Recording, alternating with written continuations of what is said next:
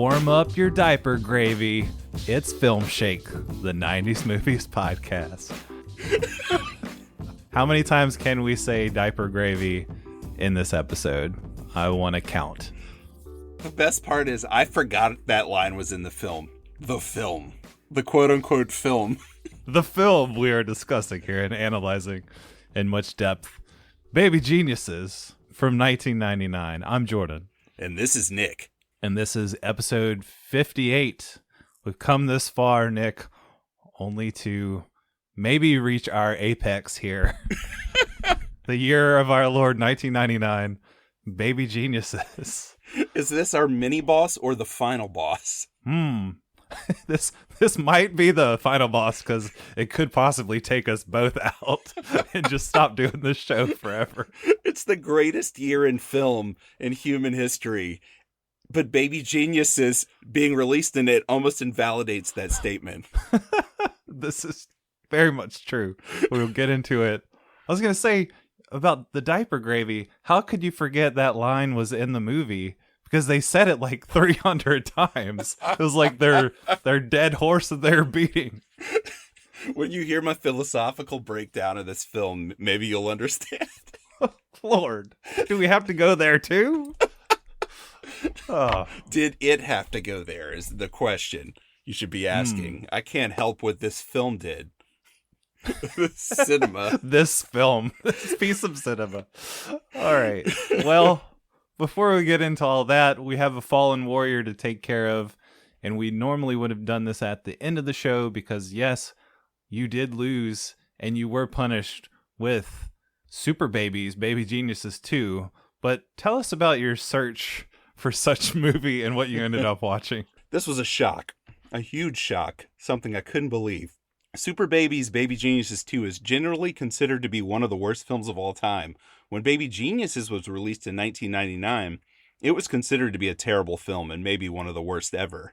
And somehow Super Babies is so much worse, apparently so much worse because I've never seen it, that people don't even talk about how bad Baby Genius is anymore, except us, for like the next hour to 90 minutes. Because we're the only ones. Right? This is the only place you can get this content. That's true. That's true. Just putting that out there. Apparently Super Babies is so bad that it makes the original Baby Geniuses look like Citizen Kane. It's supposed to be that bad. So you would think people would want to preserve that movie, right? I can't even call it a film. You would think people would want to remember that. Go there with the sequel. Yeah.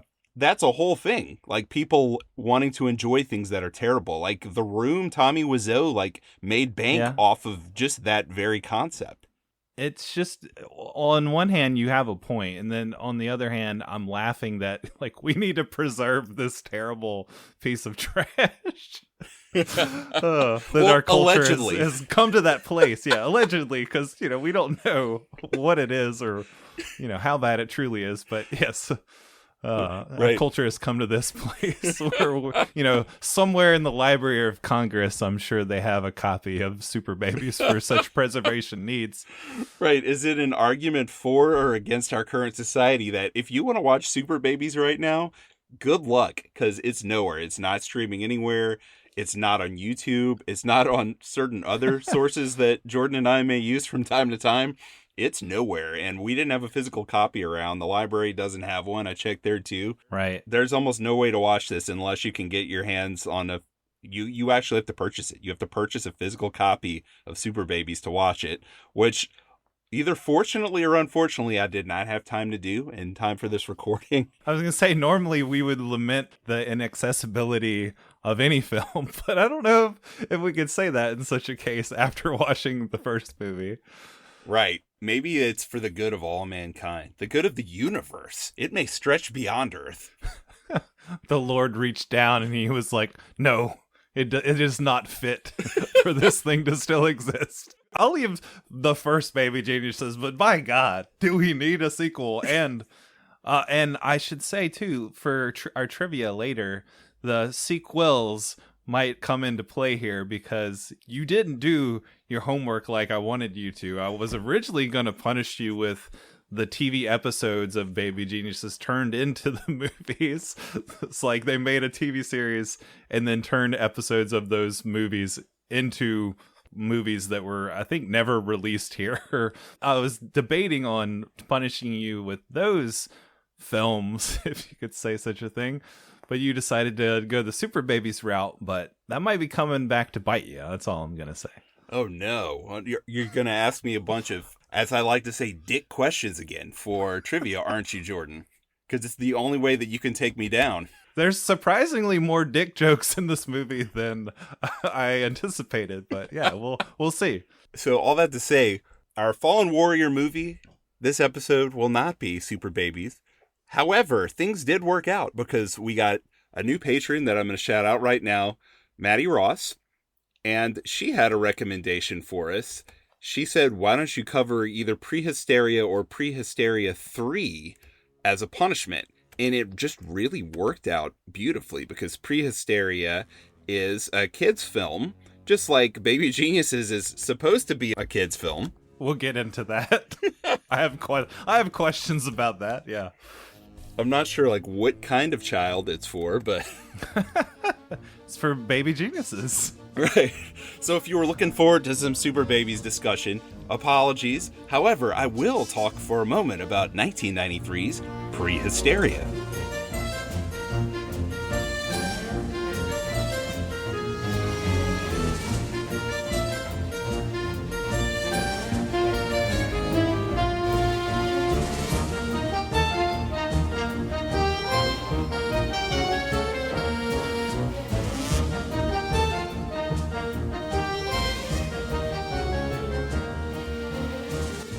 Jordan, I've never seen Prehysteria until this past week. I vaguely remember maybe it was playing at the dentist office once. Like, I have vague memories of this movie existing, but I had never seen it. I mean, it came out direct to video the same summer that Jurassic Park came out, 1993, which I saw in the theater and was obsessed with. So I'm really only interested in at this point in dinosaurs eating people, not in people raising little cute baby dinosaurs. Now, a few years before that, you know, like a lot of kids, especially like 80s kids and 90s kids, I was obsessed with dinosaurs. I knew what they all are. I still do, of course. So I probably would have been really into this if it had come out in, say, 1983 instead of 1993. So yeah, never watched this before. Had you seen or heard of Prehysteria? When you showed me the cover, it definitely looked super familiar. I was like, oh, dude, I think I've seen this before. And I haven't watched it. I'd probably have to go and watch it and see if it maybe jogs some memories, but it definitely looks really familiar. Like this little dinosaur babies and the kid and I guess does he have like a bowl cut or like a nasty like Home Improvement little kid cut haircut?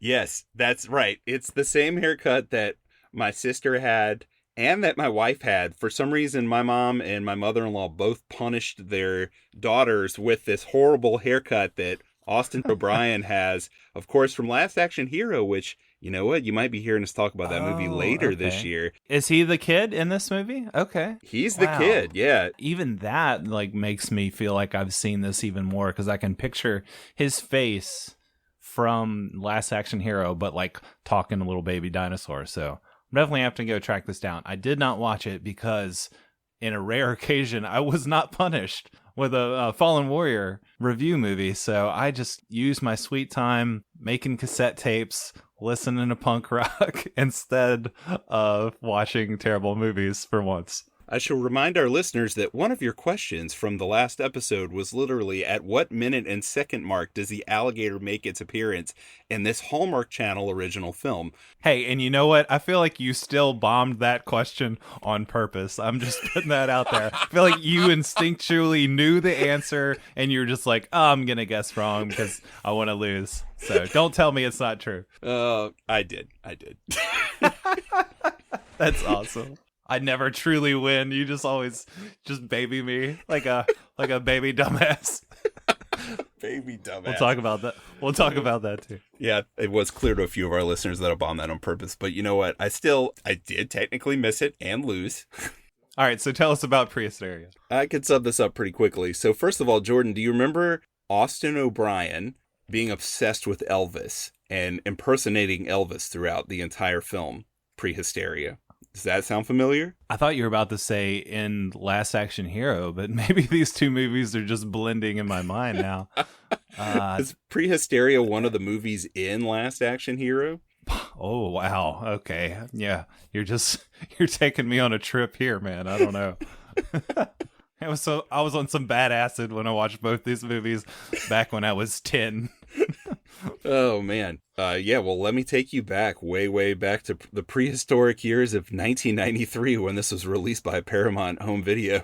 So, Austin O'Brien plays Jerry Taylor, this kid obsessed with Elvis. Unfortunately, this is a very low-budget, straight-to-video affair, so they couldn't afford any Elvis songs, Jordan. And I don't just mean like they couldn't afford the Elvis version of his songs. Like, they couldn't even afford, like, cover versions of his songs. The cover versions? Wow. So instead, throughout the movie, and I'm not sure who, I couldn't find a ton of details on this, and I probably could have researched harder on Prehysteria, but I didn't. There's just like Elvis imitation music that seems like it was made specifically for the film, playing throughout the film. Yeah. It's pretty amazing. Is it just like guys like, Yes, it really? is. Is that exactly what it is? That's exactly what it is. That's awesome. It's incredible. See, maybe I have seen this movie. Maybe I helped make this movie. Maybe I was on the soundtrack. I don't know. And it's also similar to Baby Geniuses in certain ways. For instance, the villain's plot is pretty unintelligible. You're kind of wondering, like, what was he doing this for again? What was his plan? What is even happening? Because you have these little cute baby dinosaurs that he steals from, I think, some Aztecs, maybe, in egg form.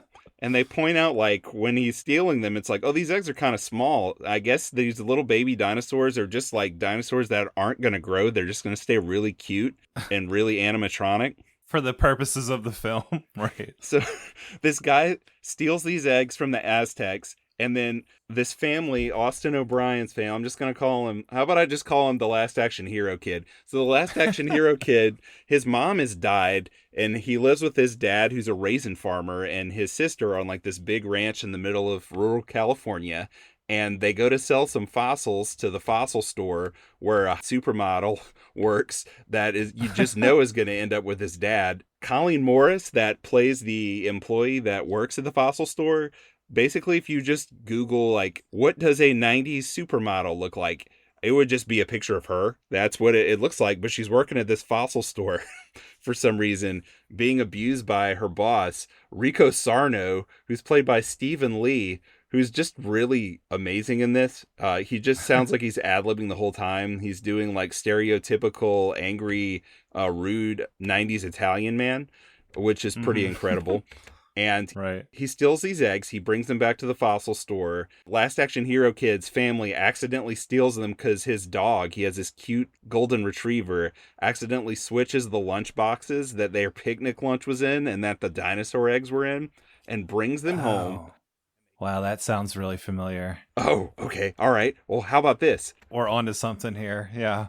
Keep going. A through line in this movie is that the dog, the golden retriever, the cute little golden retriever, she had puppies and they gave the puppies away, and they're mad at the dad. Like, how could you give the puppies away? You know, they're dealing with the trauma of the mom dying, and you hear a lot in this movie, like, do you miss mom? But this dog misses its puppy, so whenever it sees these dinosaur eggs, it basically sits on them like a mama dinosaur and hatches them. Right, because dogs sit on eggs and hatch them. Right. And the dinosaurs are like the cutest little robot dinosaurs. Yeah. They're not supposed to be robots. I mean, obviously, I'm assuming they used animatronics for these and they weren't real baby dinosaurs. Come on, Nick. Where's your suspension of disbelief? And they're named after like famous musicians. Like there's a Stegosaurus that's named Hammer, like MC Hammer. There's one named Madonna that flies. But, of course, what do you think the baby T-Rex is named, Jordan? Elvis? It's named Elvis. You got it, Jordan. Is that because you saw this before or because it could have been named nothing but Elvis? Maybe both, man, because this is sounding so familiar. Especially when you started talking about the golden retriever. I can just picture this dog playing with the dinosaurs and getting into wacky antics and barking at them and stuff. I think you saw this. I think I did. I'm pretty sure I saw this movie. I believe you saw it. And that's about it. The dinosaurs get into little, like, really low stakes hijinks at their house. His sister, Right. who's played by Samantha Mills, the two of them argue and fight a lot, but the dinosaurs kind of bring them together because the Of little course. flying dinosaur kind of becomes like her dinosaur. And then the dad finds out. Of course. Yes, and the dad's played by Brett Cullen, who's been in a ton of stuff that I've seen. When I saw him, I thought, like, this guy looks really familiar, and that's just because he's in, like, everything. He's in, like, every movie that I can think of. I think that Brett Cullen is actually in. He was in Titanic. I'm sure he was in Titanic. He was He recently was in SLC Punk. Oh, I'm sure he was in SLC Punk. He was probably, like, Minister on Street or something. I'm pretty sure he was Right. in it. He's Thomas Wayne in Joker, but then he's Congressman Byron Gilly in The Dark Knight Rises, just to make it confusing. He plays multiple people in Batman's universe. Anyway, the dad at first is like, you can't have little dinosaurs, but then he's like, well, I guess you can have little dinosaurs. They're pretty cute. And then supermodel fossil store lady comes and becomes like their... Fossil store. There's a fossil store. Right. Of course.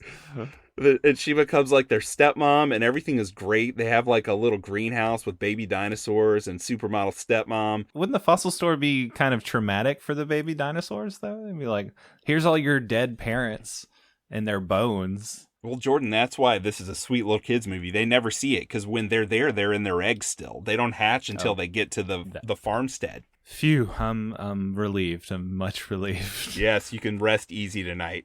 But then Rico Sarno comes with his armed thugs, and they assault the family of Last Action Hero Kid, and they steal the dinosaurs. But don't worry, Jordan, they get all the dinosaurs back.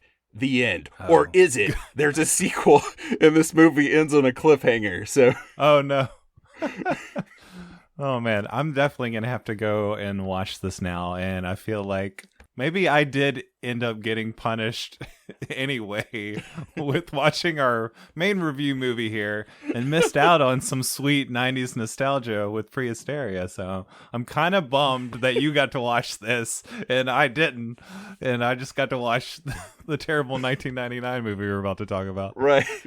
Well, this movie, too, it's referred to by TV Guide on the Wikipedia entry. It's the only reception piece that they have here, because I think this movie probably was pretty under the radar, even though I think a lot of people probably can remember or have some kind of nostalgia for it where it just seems familiar. They said it's the worst kind of kids film, but I disagree. It's not good, but it's like completely harmless. It's just like a nice, pleasant vibe that kind of washes over you, even though like the editing is kind of clumsy and the acting's not that good.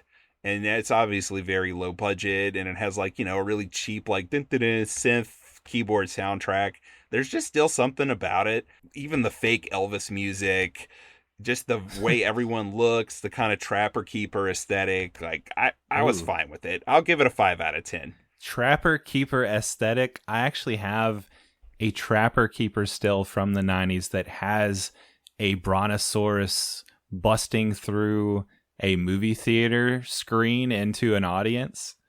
And when you say trapper keeper aesthetic, that just warms my heart and makes me want to watch this all the more. And to those people who said this is the worst kind of kids movie, I dare say you just wait. You haven't seen Baby Geniuses yet. That's right. So I'm ready to move on. Why talk about a movie that's harmless when we can talk about one of the deadliest films of all time? 1999's Baby Geniuses. Baby wanna hug! Baby wanna hug! Goddamn you fool! Baby wanna hug! Baby wanna hug! Oh, no hug? Oh, that make baby Bunty mad! Get the baby! Right cross. Just your voice again, using the deep growl for the title there. Love it. You know, listeners might be asking themselves, why are you guys even talking about Baby Geniuses from 99? We should say this was a patron request. Yes, believe it or not. Your brother Charlie actually requested this movie. Can you tell us, Nick, why and, you know, what his personal connection is with this film? Yes. So our good friend John, who we had on here for the Serial Mom / Pecker episode, he has 2 younger siblings that are a good deal younger than him. Charlie went on a beach trip with his family, And it rained the entire time, and they got stuck inside the entire time with only one movie, a movie that John's younger siblings wanted to watch over and over again. And that movie was Baby Geniuses. So I don't know how many times my brother had to watch this, but it traumatized him. He got home from this trip and he could barely talk. And the only words that he could say were, baby geniuses, baby geniuses. It was horrific. So I was kind of surprised that he requested it first, but now I think he's just trying to deal with his trauma that he suffered, over 20 years ago. He needs us to help him sort it out. And I think that's why he requested it. It's kind of like facing your fear where, you have to go and like stare down your enemy to really overcome that past trauma. So I'm guessing, did he watch this as well? Do you have anything to report from his experience now with it? I don't know if he's going to watch it again. It hurt him so badly. It hurt him in so many ways. If he's requesting it and not watching it, that's just wrong. Like, we didn't give you this ability, patrons, to pick movies just so you can punish us with them and not watch them yourselves. So I think we should make that a rule going forward. You request a movie, damn it, you better be watching it too. Especially if it's this terrible. You might watch it. Who knows? He's got 2 kids of his own. I don't think he would want to subject them to this, but maybe one night when he can't sleep, 2 or 3 a.m. when no one's around, he'll pop Baby Geniuses on. He could use it as a punishment movie. Like, all right, you were bad today, little Bobby. Go in the corner and watch Baby Geniuses for an hour and a half. No, Daddy, don't make me do it again. Anything but Baby Geniuses, no! You hush up or I'm going to buy super babies off of eBay. No, Daddy, I'll do anything you say. I feel like you're projecting a little and you want to punish your children with this film. No, not at all. Told the story briefly before, and I'll just briefly say it again. I had never seen this movie, but I was very much aware of it. I had an interesting connection with it in that I got the poster from Major Video when I was in middle school, had it up, I think, on the back of my door in my bedroom at my mom's house. And we made a skit. I want to say we covered up Geniuses with some pieces of paper where we wrote dumbasses, filmed that, and then cut away from us filming the poster of Baby Dumbasses. That's like our title screen with the skit that we made to one of us, me or Sean or Tyler's, one of my friends, in a giant diaper, much like the giant baby that appears in this movie, walking around just being dumb and like knocking stuff over and being like, baby dumbasses, baby dumbasses, and saying baby dumbasses like really stupidly over and over again. So yeah, that's my connection with this movie. I could see that. I'm also happy that you did that before we met. Can you imagine that being our first interaction together? Hey, you want to watch this new movie I made, Baby Dumbasses? That was on the video cassettes of this, and this was before really Jackass came out. I remember being so mad when I first discovered Jackass on MTV, because we were making home videos and we were calling them Crap. Crap was the name of like this running series of just like stupid skits and stunts and blowing stuff up that I was filming with my friends in my neighborhood. And I remember just being so disappointed that someone had stolen our idea of being a bunch of jackasses running around doing stupid shit. They took it from us. They took our ideas. Yeah. Of course, they were much older and had, access to like cars and money and things that we didn't have. So it's like, we can't compete anyway. Right. So we hung it up. That ended our career right there. Man. Well, Baby Geniuses was directed by, it hurts to say this, it was directed by Bob Clark. It does hurt to say that. What happened, Bob Clark? I didn't even realize until researching for this, Bob Clark is a native Louisianian. He was born in New Orleans in 1939. He's from here, or he was. He has perished. Yeah, I did not realize that. Yeah. So he directed, amongst many things, Black Christmas, the original Christmas Story, but he also directed Porky's. and then Baby Geniuses, and then the sequel. And I believe that when this movie was released, it won many, Stinker Awards and Razzie Awards. But I believe he won the award for, oh God, don't let them direct anything else again for this movie. It's such a shame because he did so much good work before this. And it's like, why'd you make this movie? What led you to this moment, Bob Clark? And we could really ask that about everybody involved in this movie, because if you look at the cast, it's pretty stellar cast. I mean, we've got Kathleen Turner. We talked about her and watched her in Serial Mom. And you've got Christopher Lloyd, who, to me, I've always respected and loved and think he's a great comedian. Turner and Lloyd were in Who Framed Roger Rabbit together, so you have kind of a little connection there. Then you've got Dom DeLuise, who I love, and one redeeming qualities of this movie is just hearing that man's voice, because he voice acted so many great cartoons. So even seeing him in the flesh is almost kind of weird, right? Because he did the voice of Itchy Itchford from All Dogs Go to Heaven, and Tiger from American Tail, the Fievel movies, Oliver and Company. So many great animated films. He's that for you. For me, he is Dom DeLuise in the flesh, because he was in so many movies I loved when I was a child. He's in The Second Smokey and the Bandit. He's in Cannonball Run. He's in Cannonball Run 2. A lot of car chase movies with Burt Reynolds that I had taped off of television when I was a little kid. And I just always assumed this guy was some large New Orleans chef when I was a little kid. That's what he looked like. He does look like that. He's from Brooklyn. Man, I love this man's voice. And when I heard it, I was like, oh, I recognize this. And then, looking into his filmography, it's like, oh man, so many classics. And then to end up in Baby Geniuses. It's just, this whole episode is just going to be the lamenting of, why was this movie made? Why were you in this movie? Well, what about this? What if your Wikipedia entry described you as an actress, poet, playwright, screenwriter, journalist, and civil rights activist? Because then you'd be Ruby D, an American treasure, right? And a legend who was in Baby Geniuses as a housekeeper. I just feel like everybody owed somebody a favor. The studio had blackmail on all these people. I was just like, well. And then you've got Peter MacNicol. Yeah, from Ally McBeal and a lot of other stuff. Ally McBeal, I recognize him because I saw the first movie he was ever in, I guess a year or two back, Dragon Slayer, which I thought, he was really great in, and I love that. Right, he was Galen. Throwback.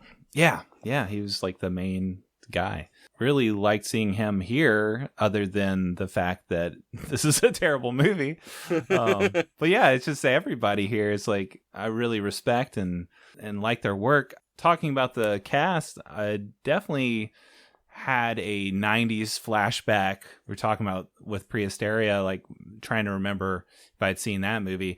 When we meet the character named Ice Pick, who's played by Kyle Howard. Did you recognize Kyle Howard from anything? Are you familiar with him at all? He looks so familiar to me, and when I looked at his filmography, for me, he's in 7,000 sitcoms. He's in every sitcom that ever aired. And I think I just recognize him from popping up in those. But is there something else that I should recognize him more from? Well, I don't know about for you, but for me, I had the same thought. I was like, okay, was he in Home Improvement? Yeah, but he was only in an episode of Home Improvement. Okay, he's been in a million sitcoms. But the two things that really stood out to me in his history, well, the main one was The Paper Brigade. This was a TV movie. I don't know if it was made by Disney. I feel like I must have caught it on the Disney Channel, or maybe I just came across it in the video store.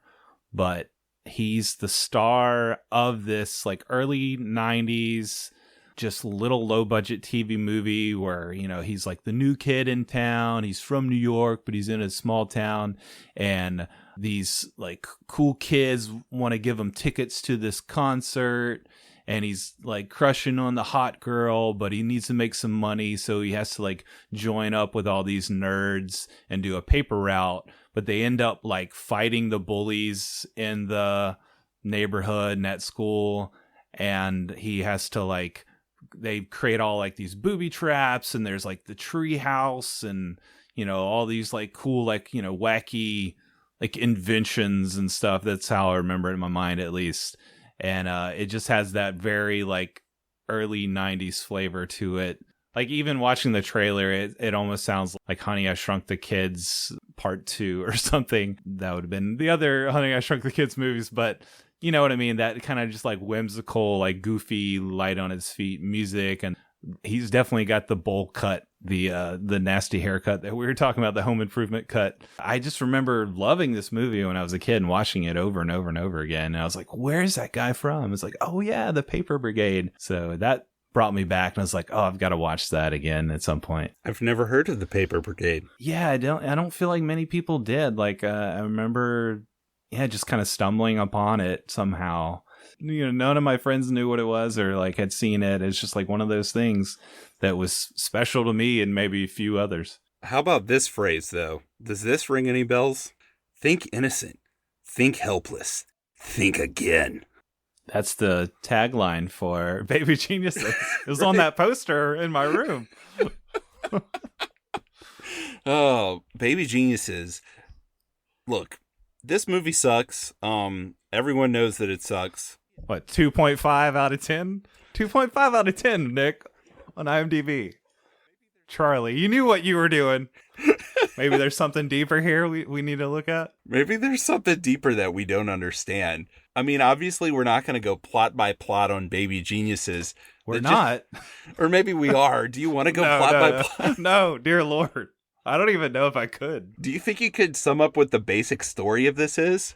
Pretend I'm holding a gun to your head, and that gun fires a bullet that just fires celluloid from Baby Geniuses into your eyes to where you have to just constantly watch it for the rest of your life. Right. So I either sum up this movie or I have to constantly watch it for the rest of my life as penance for not knowing the movie. So we have Peter McNichol and Kim Cattrall.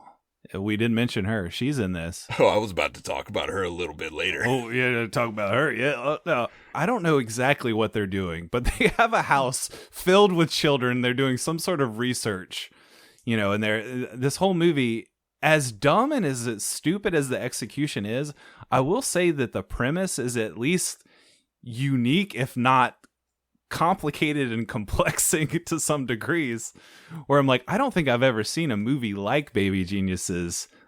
I'll give it credit for that, but that is only going to go so far. So basically, you have them doing research on these children. We find out in the opening of the movie that Christopher Lloyd has some secret lab, and Kathleen Turner runs this company called Baby Co. And they have an amusement park for some reason with a giant baby, like animatronic baby, and a dinosaur. And it's the biggest amusement park inside ever for some reason. Yeah. And then for some reason, they have like a secret lab where they're trying to unlock the superior minds of these genius babies who apparently have like their own language. They can talk to each other, and like they might know the secrets of the universe, and they're studying their brains and the limbic activity and all this stuff.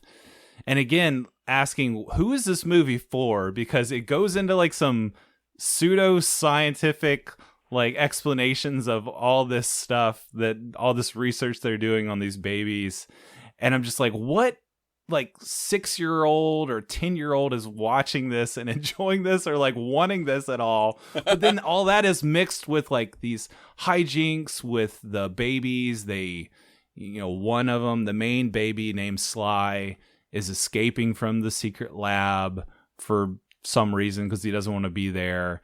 But he has a twin brother that he doesn't know about. Twin brother gets mistaken for him, and he's like not a super baby, but wait, he is a super baby because all babies have like this superior knowledge, and then when they turn 2, they cross over, quote unquote, and become stupid because adults are just, stupid, mindless creatures like subhuman, sub baby. Right. They've lost that ancient knowledge. Yeah. The ancient knowledge has been lost. So I don't know if that explains anything about this movie, but, Yeah, and I guess fire away because I probably did a horrible job. Now this movie's gonna be stuck in my brain forever. No, that's about right. Kathleen Turner, who I adored from Body Heat and Romancing the Stone, and Jewel of the Nile, who probably kickstarted my puberty.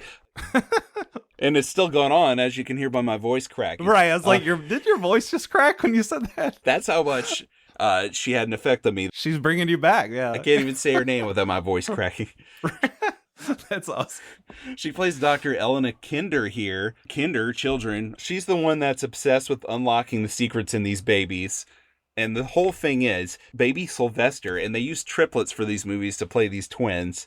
And they basically use CGI on their mouths. Ugh. Can we talk about the CGI in this movie? Apparently they wanted to make this for a while, and they're like, the technology's not there yet. And then they saw Babe and thought, oh, we're getting there. If pigs can talk, why can't babies talk? And then we got this movie with these babies doing this horrible lip sync. That really reminds me of like a bad anime dub. Because some of the things they say don't even make sense. And it's not even like it's baby talk. It's like, why'd they make them use these sentences and these words together? You know why? I feel like, I don't even know if they even use CGI in some of those scenes. There's definitely some terrible CGI where they try and superimpose like the baby head on what you can tell is just like an adult man in like really big clothes doing like the disco dance. Like that scene especially stands out where it's like the head looks all like kind of fuzzy and washed out and the body is obviously like a human adult's body.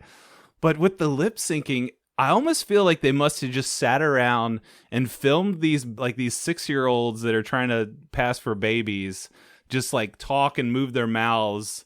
And then they dubbed over them to like fit the mouth with whatever dialogue they could come up with to match. I think you're right. That's what it feels like. I don't know if that's true, but that's what it feels like. I put money down that that's what happened. I would put it down with you. I'd put it all in black if that option was black or red or whatever color you have on your roulette wheel. Well, guess what? This amusement park was in the Las Vegas casino, the Circus. There you go. Little trivia fact for you. That's like just a bunch of nonsense. This whole like theme park thing is a bunch of nonsense. Right? Like, why is that in this movie? Why does Baby Co have an amusement park with a giant creepy baby? Which, at some point, Kim Cattrall is like talking to Peter McNichol when they see the giant baby, and they're like, "Oh, she stole your illustration." Like Kathleen Turner, the head of this corporation, she's stealing all your ideas, and this is like her evil aunt that she gets hives every time she sees her. She's like, "She stole your idea for that looks just like your kid's book illustration." I'm like, "Dear Lord, if that's what your kid's book illustration looks like, Bert, you need to burn that freaking book because that child looks like a giant monster." I don't know, just like the most like grotesque looking baby. It looks like the New Orleans Baby Cakes mascot. I don't know if you've seen this before. It's a purposely terrifying baby mascot that we have in New Orleans. It looks like it's melting or something. Yeah, it looks horrible. And it talks in a scary baby voice, like really deep and scary and terrifying. Right. Would you like a hug? Like who wants that? What child is going to go to an amusement park and want a giant baby to pick you up and then burp? And everyone's like, "Oh, that's so funny." It's terrifying. I feel like that's just a metaphor for this movie. Like they made this movie, they tried to land so many jokes like that, but it's like, who does this? Who is this for? Just like that amusement park. Apparently John's little brother and little sister. Yeah. They got that demographic somehow, whatever age range they were in when this came out. I don't know. They had problems, man. I'm not pointing fingers or anything, but if those kids like this movie, what was going on in that household? No. The crazy thing with this movie, too, is at the heart of it, like under all that nonsense, the simple plot of like basically this kid busts out. I don't know why the baby has super strength. They never explain that. There's not like some super serum that gives the kid super karate powers. Like if the kid knows karate, that's one thing. But for like a 12-pound toddler to like kick grown men and cause them to fly through the air, That's not physically possible, and I did not understand how it was possible in this film. That's the first scene, and I was like, okay, are we going to go back and see how they're doing some sort of tests on these babies, like making them super powered? But no, it was just like, oh, well, these are just special babies. Like, okay. They're just special. But then you find out all the babies are special, and then it makes it make even less sense. Right. Like, what was the Kinder method doing? Was it unlocking their potential or like making them the super geniuses that they are? Like, I still don't understand. I don't know if anyone does. And the crazy thing is, underneath all this, it's just a twins getting mixed up plot, right? Because right. The other twin that's not there, the Kinder Institute, whenever Baby Sly busts out and the two babies meet, the thugs of the Kinder Institute come and they take the wrong baby. And you get, like, a lot of kids' movies from the 90s, you get people either getting switched up by accident or, like, having to go on some road trip to find someone and save someone. Right. Got all the tropes. Right. But that's buried under so much diaper gravy. It's like that's not even there. Like, they don't even really do anything with that. I'm glad that you brought back the diaper gravy.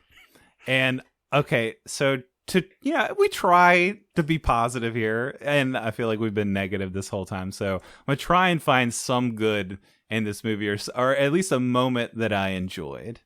So we've talked before about my love for Raising Arizona, and one of my bonus episode movies was Stone Cold, which is just an awesome action movie from the early 90s that you should watch.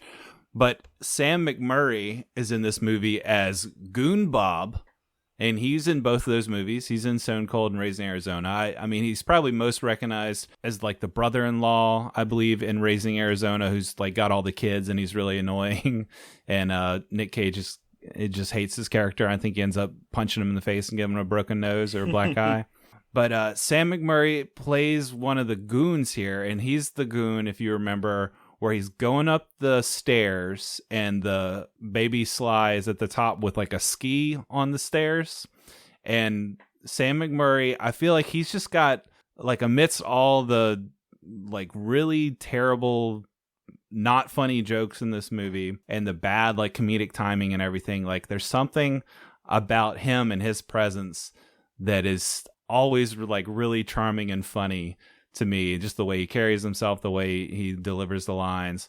But he's going up these stairs and he's like, guess you expect me to step over this ski and then you'll jump on the end, and then the end will jump up and hit me in the gonads, and I'll scream and make a funny face and fall down the stairs. Is that right? Because I'm just going to step around this ski. Just how stupid do you think I am? But then, of course, he does get faked out by the baby. He ends up stepping over the ski, and yes, he gets the ski popped up into his gonads. And the face that he makes is actually like really funny, and the noise, he's just like, ugh. And you know, it's just childish, stupid humor. But I really thought that was like one part that I kind of laughed out loud and thought was amusing, at least because I like that actor so much, most likely. But you know what, Nick? That might be like one moment where I was slightly amused, and just like the diaper gravy, they had to go and do it again. And I almost feel like maybe he ad-libbed that line, and the way he delivered it was like kind of, I don't know, idiosyncratic and unique. And they were like, oh, we got to do that again because that was really good. So like they send another goon in, and he says the exact same line with like half as much charisma, and the same thing happens to him. And it's just like, why did y'all just repeat that joke and do this again to like less results? I feel like, again, that's just like a summation of the movie in itself there. It's just like, oh man, you're trying too hard. You know, like you just don't know when to stop, and you don't actually know what is funny, but you're trying to make a comedy movie out of this crap. But Jordan, what if we're going about this all wrong? What if I could explain this film to you and its complexities quite easily, Jordan? Do it. 1999's Baby Geniuses is based upon and inspired by Descartesian innatedism, a philosophical train of thought that believes that God or a similar being or process placed innate ideas and principles in the human mind. Plato, yes, that Plato, argues that if there are certain concepts that we know to be true, but did not learn from experience, then it must be because we must have an innate knowledge of them, and that this knowledge must have been gained before birth. Guess what? The Wunderkind protagonists of Baby Geniuses are a cinematic representation of this philosophy innatism, and Dr. Elena Kinder and Dr. Heap are its disciples. However, these young Einsteinian messiahs reject the very disciples who worship them, paraphrasing the 1987 Stanley Kubrick film Full Metal Jacket as they chant, "I don't know what I've been told. Eskimo girls are mighty cold." Dr. Kinder is a son of a gun, got cooties, and she weighs a ton. 1, 2, 3, 4. 1, 2, 3, 4, which places Baby Geniuses firmly in the realm of tragedy. The great waters of the baby's knowledge only serving to drown those who believe in them.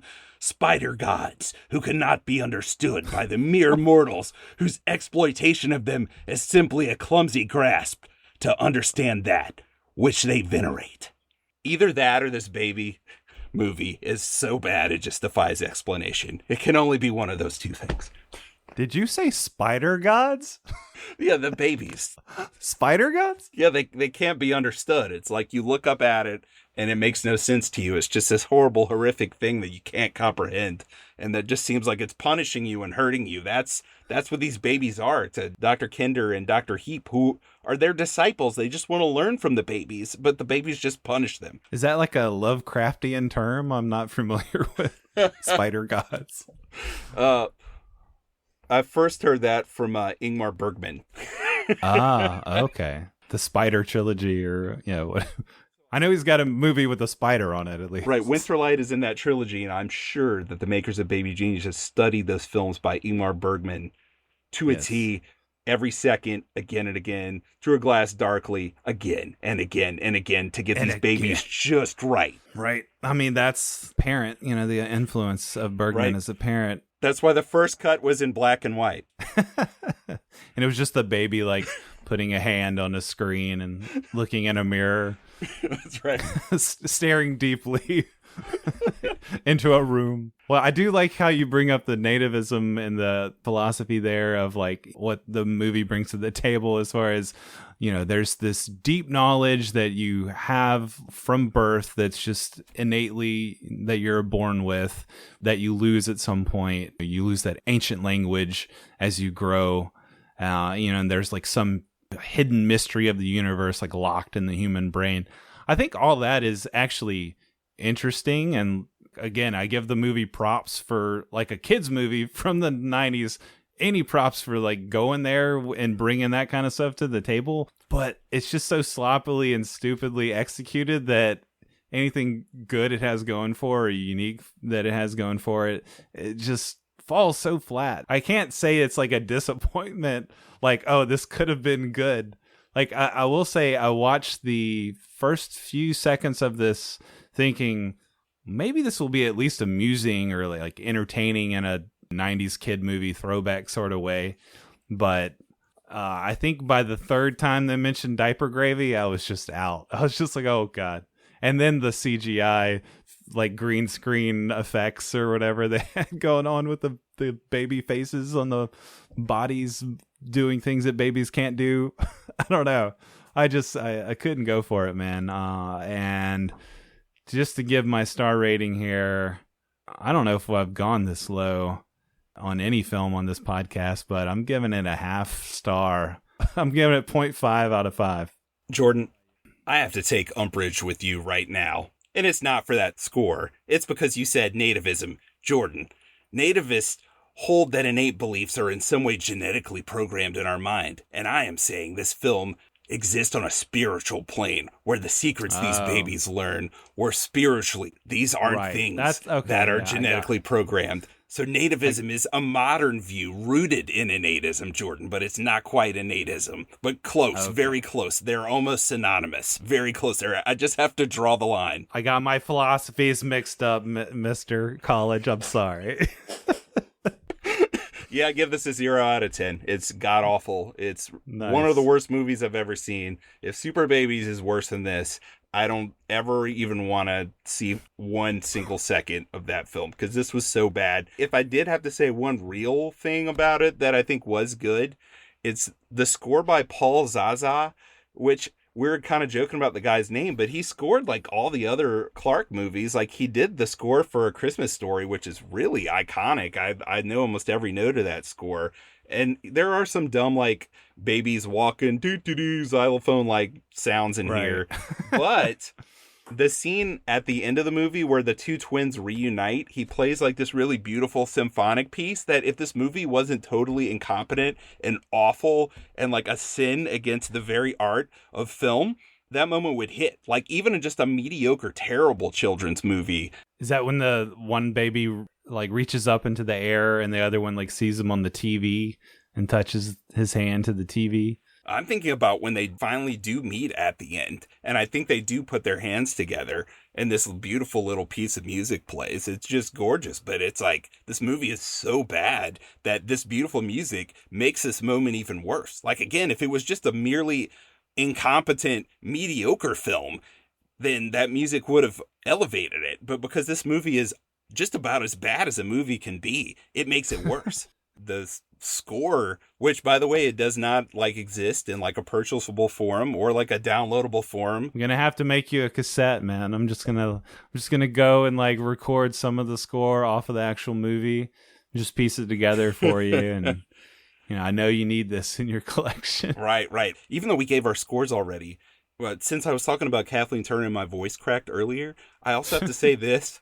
So Kim Cattrall in this movie, for me, she kind of has a similar spot as Kathleen Turner. Like, I mean, Porky's, if you know what Porky's is, Kim Cattrall is in that. There's a lot of Kim Cattrall in that movie. You know, she's like the most sexy Vulcan ever in Star Trek VI, The Undiscovered Country, which we covered a few years ago. For sure. She was in that iconic Samantha role in Sex and the City. And is it just me, or is she just like weirdly sexy in this movie? And like, it's not her fault, but it just feels out of place. Like she's like coming, like bouncing down the stairs, or like wearing like tight fitting, like fitted pants and walking around the kitchen. And the camera is like not cutting. And whenever she's walking in front of it, I was like, this feels weird. I feel weird. To talk about who is this movie for again, there's an odd scene where Peter McNichol is like kissing all over her and is like, let's make another baby. And she's like, oh no, we can't afford it. And then at one point he's like, guess what? Not a creature was stirring all through the house. Not a toddler, not a mouse. And then they run up the stairs like, oh, we're going to run off and have sex now because, you know, all the kids are asleep. And it's just the way they like kind of giddily run up the stairs. But then also you're just like, wait, I'm watching a kid's movie. It's just like, oh, it's just so weird. Isn't it like an incredibly horny moment? Right. Maybe like, again, if there was like a different actress in the role, like it wouldn't have seemed quite as horny, but it's just like Kim Cattrall being there and just thinking about other things that she's in to where like my mind is associating those things with her. It was like too kinky. It was too kinky for this movie. But then again, like this movie is so bad, it doesn't matter. They could have had a full-on sex scene, you know, who cares? Like, again, like you said, who is this movie for? Right. It could be like rated R with all the rest of the content in it. It's just an explicit sex scene there. It would still be a 0 out of 10 movie. I want to see the rated R cut. It's got to be out there. Bob Clark really knew what he was doing, and the studio just trashed his work of art and made it into this piece of crap. Those bastards ruin everything. We shouldn't lose faith in Bob Clark so easily. But no, I mean, you're right. It could have just cut away to a sex scene, and it was like, okay, whatever. Because, I mean, even from the very beginning, they're saying like damn and damn it and ass and I think bitch at one point. I was just surprised to hear all this. I was like, wait, I thought I was getting into just like a straight up G-rated like baby kids movie, you know? And it's just like, wait. This plot is really complex and confusing. They're throwing around, you know, some mild swear words and got all this horniness going on. It's like, what is this movie? You have this giant creepy baby. I don't know what's going on. But maybe it's just time to move on. Maybe we need to purge our minds from Baby Geniuses and just, you know, let it to rest. Right. And I'm bummed out because I had the best movie connection for this to our previous movie, The Cutting Edge, because I usually forget to do it. And it was one of the best ones I've come up with, but I forgot to write it down. And I can't remember it now. Baby Genius's badness has made me even forget what the connection to The Cutting Edge was. I got one for you. What you got? Wasn't there a giant baby in The Cutting Edge? What was her name? Oh, yeah, Maura Kelly. Oh, shut up. Don't you diss Moira. Her character was a giant baby, but, much better looking than the one in this movie. Yeah, that one in this movie was terrifying. Holy cow. Holy cow. Like, what kid's not going to be traumatized by that thing? Like melted frosting baby. I don't know what that thing was. Speaking of melted frosting, I guess it's time for the trivia battle. Hold it! Pop quiz, hotshot. What kind of segue was that? I don't know, man. It's the Baby Geniuses episode. Does anything need to make sense? Speaking of giant dinosaur amusement parks, trivia, my questions here are going to, since you didn't watch Super Babies, because you couldn't, and you didn't watch any of the other Baby Genius movies, all my questions are going to be about, well, basically, I'm going to give you some titles of Baby Genius's movies, and you're going to tell me, are these real or are they fake? So true or false? That's awesome. First movie title, is this a real Baby Genius movie or is this not? Baby Geniuses and the Mystery of the Crown Jewels. Gosh. The Crown Jewels seems kind of sophisticated for like a Baby Geniuses movie. I think I'm going to say false. Nope, that's a real direct-to-video sequel, my friend. Damn. All right. Well, look, I don't believe in award shows, and I don't believe in the Golden Raspberries, especially. However, since Super Babies Baby Geniuses 2 took home that award in 2005, my questions all revolve around the directors of the other nominees that year for Worst Picture. And I think these questions are all easy, but two of them. And I'll start off with the one that I think is the easiest. Here we go. White Chicks is incredible cinema, and its inclusion here is proof that the Golden Raspberries are a lackluster organization.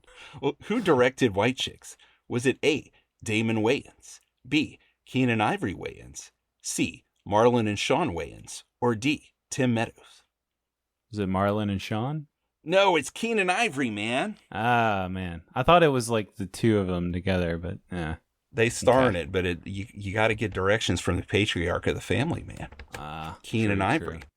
Mabe. All right. Next movie title. Is this real or is this fake? Baby Geniuses and the Treasure of Egypt. That feels real. That feels like that would be a real Baby Geniuses movie. Is that real? That is real. Yes. Baby dumbasses. All right, what's your next question? All right. Alexander did manage to make me fall asleep. I don't know if it's one of the worst movies from that year, but I definitely have never made it all the way through it. Who directed that movie? Was it A, Colin Farrell, B, Ridley Scott? And I wrote his name as Ridley Scott. I just need to tell you that. I don't know why I wrote Ridley Scott instead of Ridley Scott, but I'll start over. Colin Farrell, Ridley Scott, Oliver Stone, or Wolfgang Peterson? Oliver Stone. Correctamundo. All right. All tied up. Next question. True or fake? Baby Geniuses and the Space Baby. The Space Baby? I think I'm just going to guess true for all of these. Is there a Space Baby? That is true. Yes. These are all true. All right, since your life is on the line, I'm going to ask my favorite question instead of the hardest question. Okay. All right. I'm still not sure if the movie Catwoman is even real. Have you seen it? Do you know anyone who's seen it? With Halle Berry? Yes. I have not seen it. I don't think it's a real movie. I think that it's a figment of our collective imagination. I think they just made the cover I definitely have seen the cover of Catwoman with her in the cat suit, but I'm pretty sure they just made the cover of the movie and were like, oh, no one's going to watch this. That's all we need to do is make a cover. Maybe a trailer, you know. Since there was a cover, they had to put a director on that cover, and that director only had one name. Jordan, which of these names is the name of the supposed director of the supposed Catwoman? Was that Topal, Pitoff, Siobhan, or Marcel? Oh, was it Topal? No, it was Pitoff. Pitoff. Yes. What the hell is Pitoff? That's just proof that movie doesn't exist. How is this a real person? You want to know what else Pitoff did besides What? Catwoman? Pitoff is a retired French visual effects supervisor. He also did Vidocq, which is a 2001 mystery film starring Gerard Depardieu as historical figure Eugene Francois Vidocq, who is pursuing a supernatural serial killer. Yeah. So I think I just won. I think you did. Because I'm out of questions, too, because I'm out of Baby Genius movie titles. So they were all real. They were all real. Oh, man. You know I would have made up some fake ones. Yep. I was trying to think of some fake ones on the fly. I'm looking around my office. I'm like, Baby Geniuses and the cricket supplies?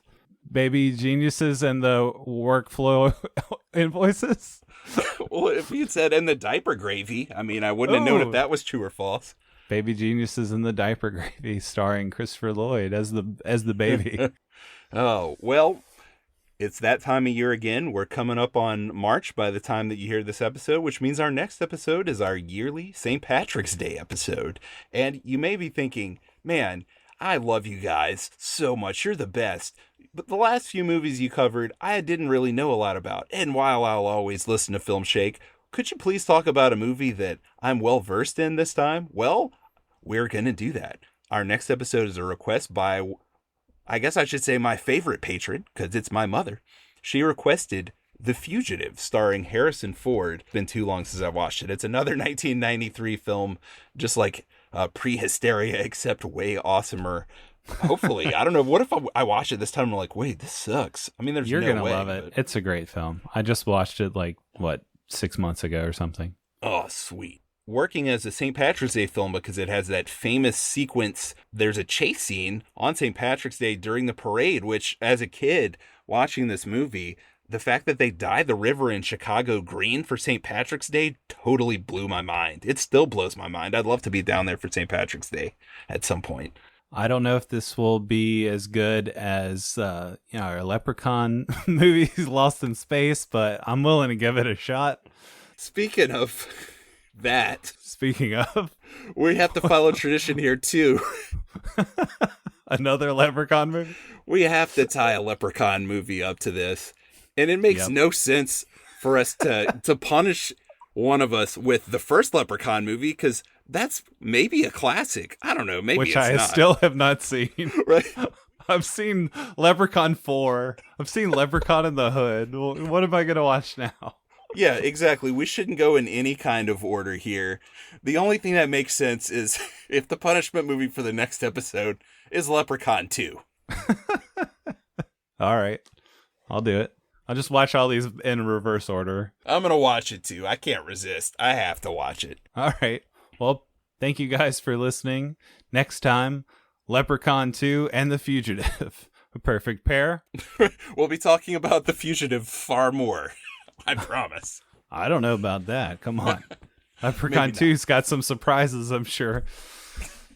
Was Warwick Davis in Baby Geniuses? Was he one of the babies? Man, the movie would have been so much better. It would have. Throw the Leprechaun into Baby Geniuses, where he's still doing the same things the Leprechaun usually does. Murdering the babies? I don't know. Trying to have sex with Kim Cattrall, probably. Yep, up to no good. Can do no good, as we learned from Leprechaun of the Hood. Right. Well, that's our show for today, guys.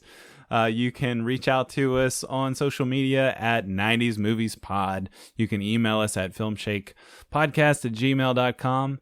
And thank you again to Maddie Ross and all our patrons who are supporting us over at patreon.com/filmshake. If you want to get bonus episodes and other content, you can subscribe there. So check it out. And we'll catch you next time for more Film Shake. Take it easy. When you were born, there in your mother's arms, an angel told me, always you will be a gift of love from God to me. Gnarly. All right. All right, I'm looking forward to whatever your intro is going to be on this. Well, warm up your Diaper gravy.